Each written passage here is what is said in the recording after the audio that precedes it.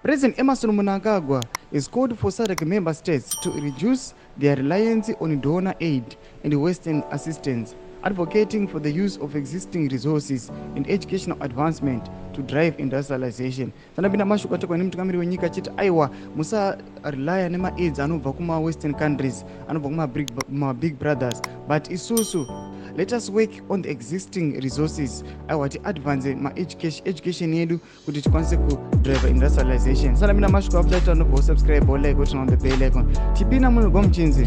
During a public lecture at the University of Zimbabwe, we addressed students, industrialists, and the regional representatives, Mnangagwa emphasized the need for SADC to move beyond dependence.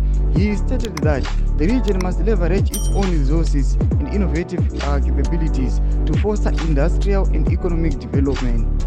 Mnangagwa remarked, in Zimbabwe, we say a country is built, governed, and prayed for by its people.